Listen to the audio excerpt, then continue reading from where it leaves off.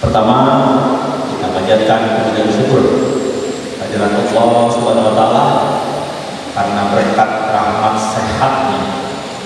Sehat ini sekarang paling mahal, Pak Pengurus, untuk sebagian dari saudara-saudara kita yang saat ini cukup banyak sedang terkena penyakit yang lagi marak saat ini, COVID-19. Jadi kita wajib bersyukur, patut bersyukur masih diberi kesehatan di bulan Ramadan ini, bisa berpuasa, bisa sholat tarawih berjamaah di Masjid Raya Kebanggaan Sumatera Barat ini.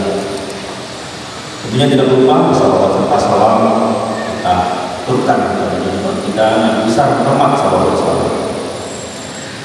Pada malam hari ini saya akan coba berbagi apa yang saya punya, ilmu saya yang mungkin tidak seberapa ini.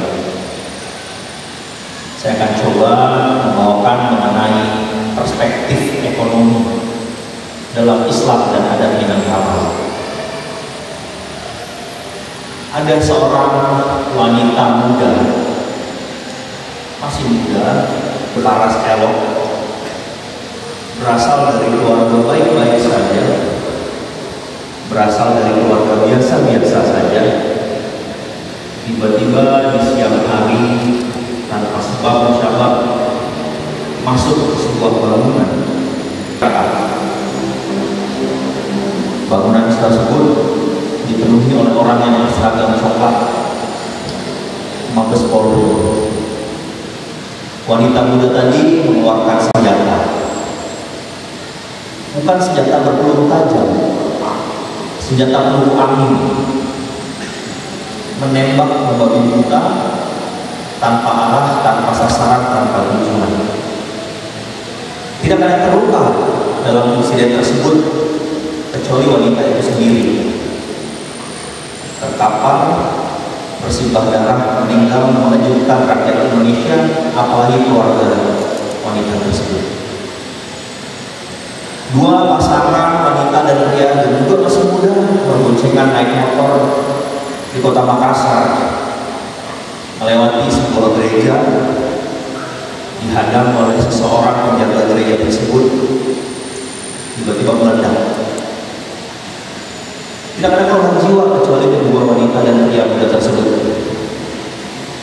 Mengagetkan dan menunjukkan radikalisme, terorisme. Saat ini banyak sekali generasi muda, generasi milenial Indonesia yang secara tak sengaja tercemplung dalam radikalisme dan terorisme, mengikuti sesuatu yang sesat, sesuatu yang salah. Anak-anak muda ini nggak punya tujuan. Kalau maaf, boleh kami bilang mati konyol. Padahal mungkin mereka ini calon-calon pemimpin bangsa ke depannya apabila diarahkan dengan baik dan benar. Siapa yang rugi dalam kedua peristiwa tersebut? Siapa yang jadi korban dalam kedua peristiwa tersebut? Siapa yang malu atas kedua peristiwa tersebut? Ironisnya, hal-hal demikian selalu dikaitkan dengan agama kita. Ironisnya, anak-anak muda yang nggak paham tentang segala sesuatunya ini sia-sia menjadi korban. Karena kurangnya iman, karena kurangnya ilmu. Tidak ada agama yang ini mengajarkan tentang kekerasan, antara Islam rahmatan lil alamin, rahmat bagi alam semesta. Coba telisik, kenapa hal-hal seperti ini kerap terjadi dan berulang? Apakah betul karena membela yang namanya keyakinan? Apakah betul karena membela suatu nama idealisme?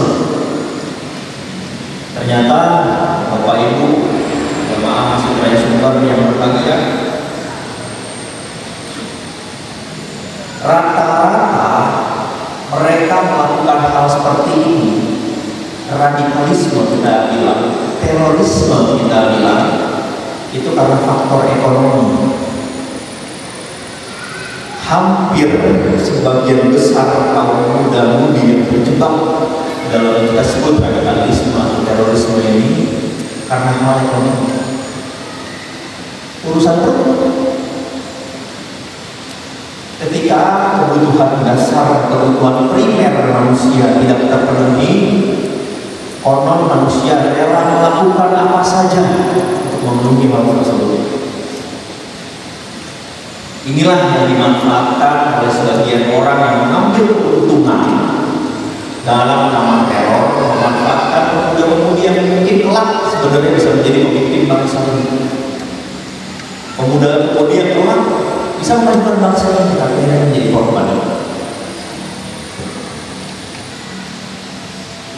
Iman dan ilmu itu yang terkadang kurang dari pemuda-pemudi atau milenial Indonesia maupun Sumatera Barat saat ini.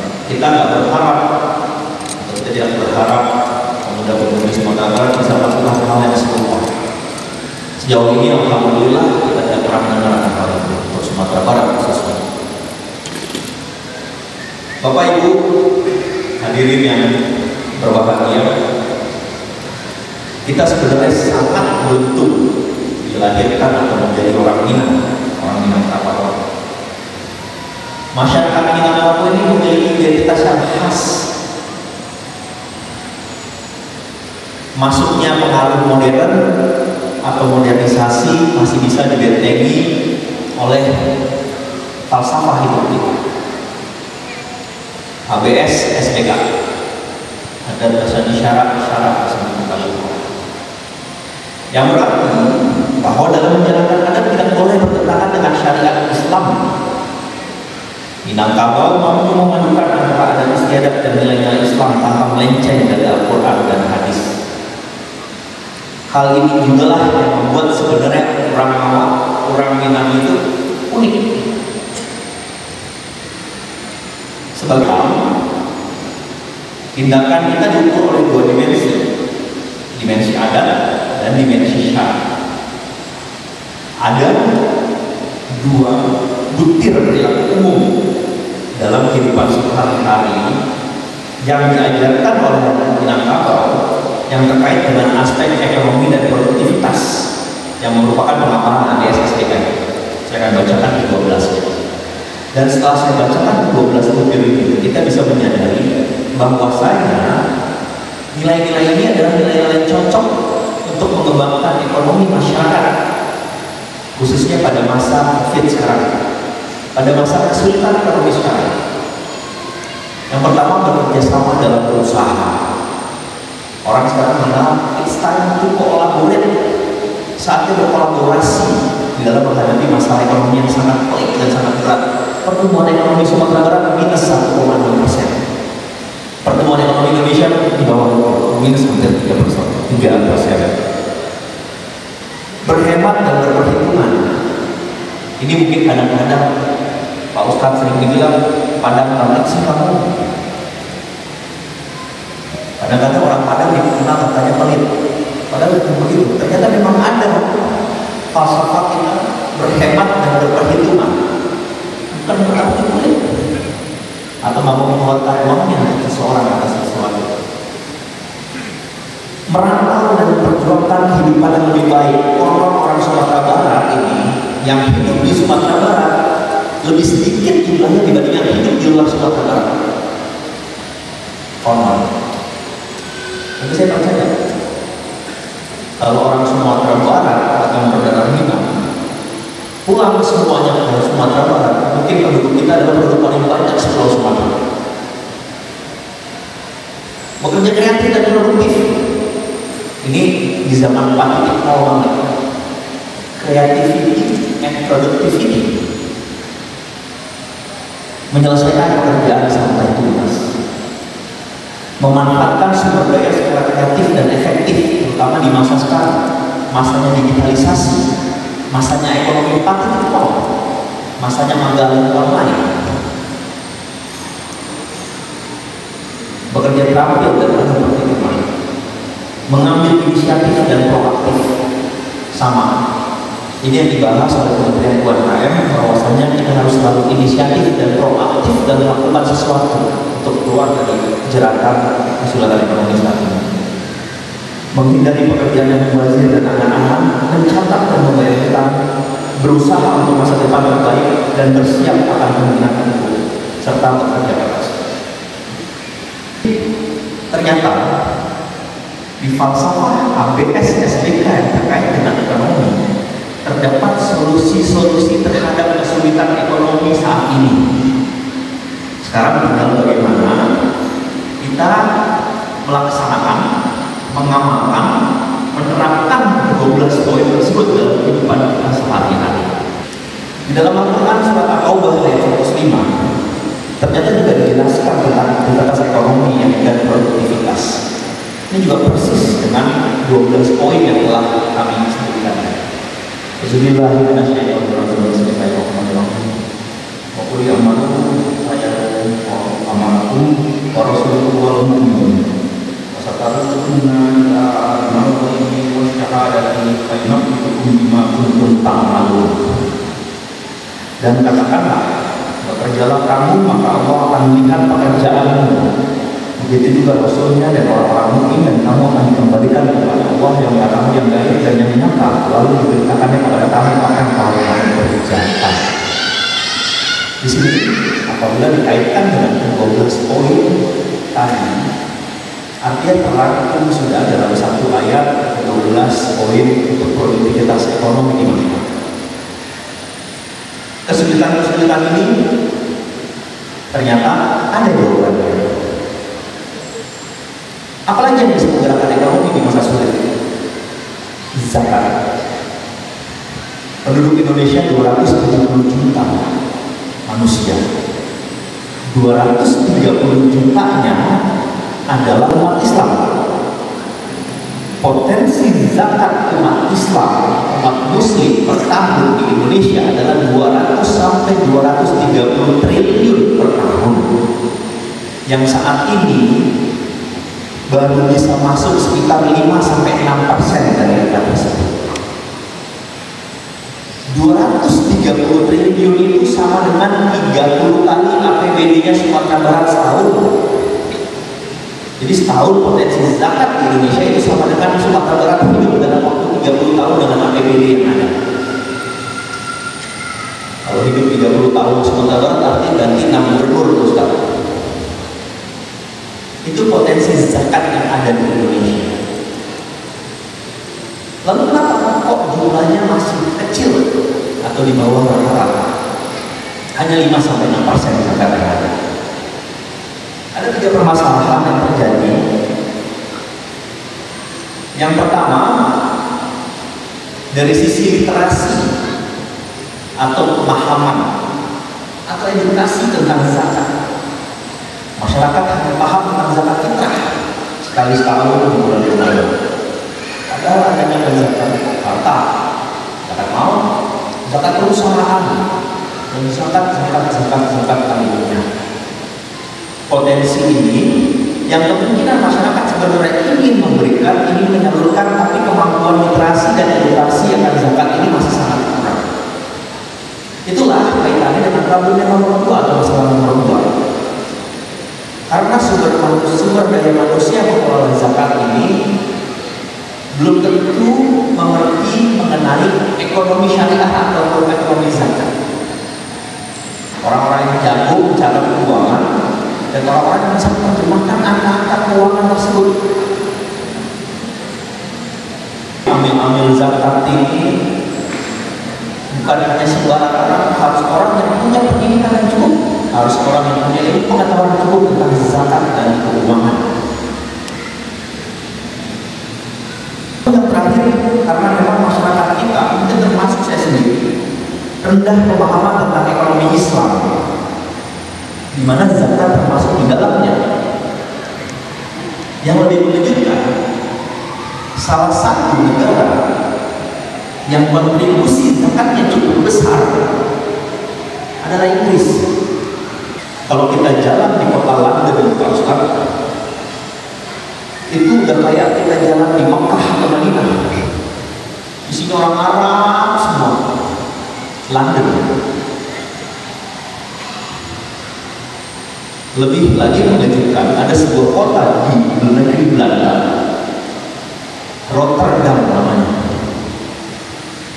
Kota tersebut pernah memiliki seorang wali kota yang beragama Islam. Rotterdam, sebuah kota besar di negeri Belanda. Di situ juga potensi zakat lumayan besar.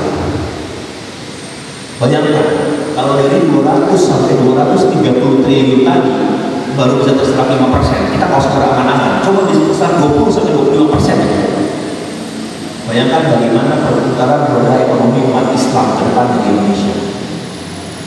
Bisa menjadi betul-betul kekuatan yang besar.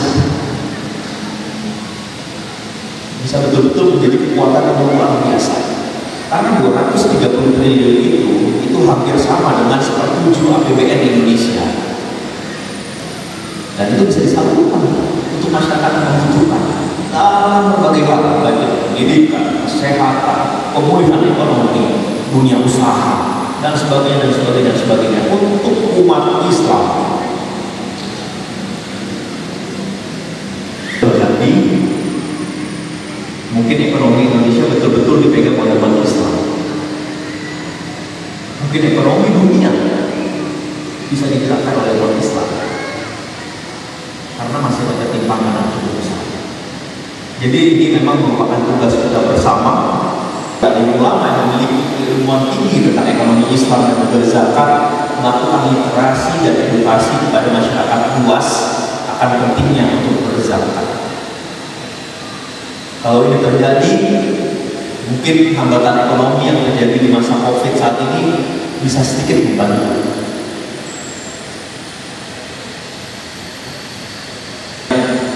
Saya berasal dari keluarga biasa-biasa aja, Bapak Ibu. Orang tua saya lulusan SMA, bapak saya bukan pejabat, bapak saya bukan politisi, saya bukan dari keluarga ningrat, bukan dari keluarga raja, bukan dari keluarga sultan. Keluarga saya keluarga marginal di awal, bahkan ayah saya harus berhutang agar saya bisa sekolah SD. Tapi memang dengan kerja keras, kehidupan kita berbalik, kehidupan kita membaik. Saya ingat pernah di suatu sore bulan Ramadan beberapa belas tahun yang lalu, saya pergi berdua dengan ayah saya naik sebuah mobil. Ayah saya bilang begini, ayah nggak pernah menyangka bisa hidup seperti ini, bisa punya mobil yang bagus, rumah yang bagus, bisa hidup seperti ini, nggak pernah menyangka. Ayah bilang begini, mungkin kalau ayah nggak membantu orang-orang itu, nggak ngasih saudara-saudara kita, nggak bangun masjid, nggak bangun ini, mungkin kita lebih kaya dari ini, kata ayah saya. Tapi kemungkinan besar jauh lebih miskin dibanding ini. Kenapa? Karena itu memang hak mereka yang mesti disalurkan. Di sini saya betul-betul belajar dari ayah saya.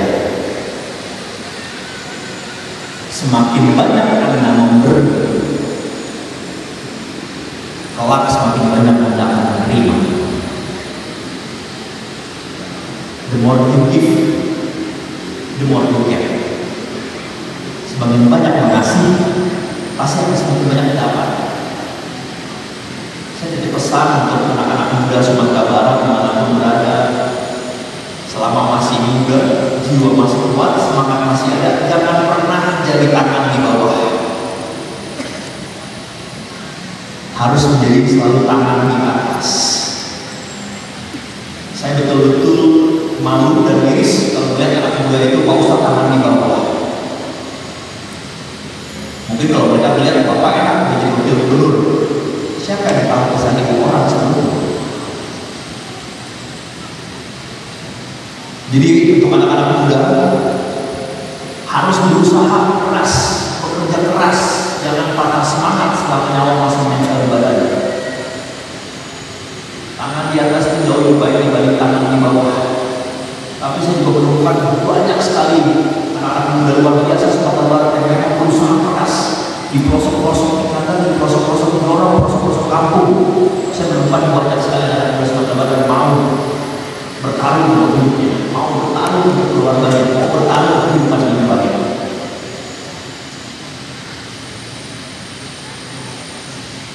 Zakat bisa menyelesaikan banyak permasalahan ekonomi. Bapak Ibu, pada ustaz tetap harus selalu menjaga protokol kesehatan. Sedih rasanya memang beberapa waktu belakangan ini angka positif COVID terus meningkat di Sumatera Barat. Sore tadi saya memimpin rapat dengan Pak Kapolda, Pak Danrem, dengan seluruh bupati, wali kota, dan juga Kapolres dan Dandim di Sumatera Barat, di kantor Polres Sumatera Barat, untuk menekankan pentingnya protokol kesehatan dan kedisiplinan. Karena kita lihat belajar dari India, yang terjadi di India mirip-mirip dengan kita. Mereka merayakan hari besar keagamaannya, mereka orang Hindu, rata-rata orang Hindu mayoritas. Kita juga dalam waktu dekat akan merayakan hari besar keagamaan kita jaga semuanya. Karena Bapak Ibu hadirin yang berbahagia, COVID naik pasti ekonomi turun. Ekonomi turun makin berat kita menanggung beban ini, baik pemerintah provinsi Sumatera Barat maupun pemerintah pusat. Kehabisan nafas. Jangan sampai rumah sakit kita penuh akan COVID. Jangan sampai apa yang terjadi di India banyak berkelimpangan, bahkan mereka kehabisan kayu untuk membakar mayat. Itu bukan hoax, itu fakta, bukan hoax. Jangan sampai kita balikan berita-berita. Saya bicara demikian karena ayah kandung saya 2 orang meninggal karena COVID. Ayah anda saya 28 hari positif, 10 hari dengan kondisi yang mengenaskan di rumah sakit. Alhamdulillah bisa lewat sembuh kembali. Tapi 2 orang saya meninggal. Jadi ini betul-betul harus kita jaga bersama agar wabah ini cepat menyulut, cepat hilang. Kita masih punya beberapa hari untuk rally bersama Masjid Raya. Semoga masih bisa terus tarawih sampai dengan akhir Ramadan, dan semoga bisa juga kita sholat Idul Fitri bersama tanpa halangan apapun. Rabbi sholli wa yassir li amri wa hlul 'uqdatam min lisani yafqahu qawli. Rabbi zidni ilma warzuqni fahma. Allahul muwaffiq wa min tawfiq.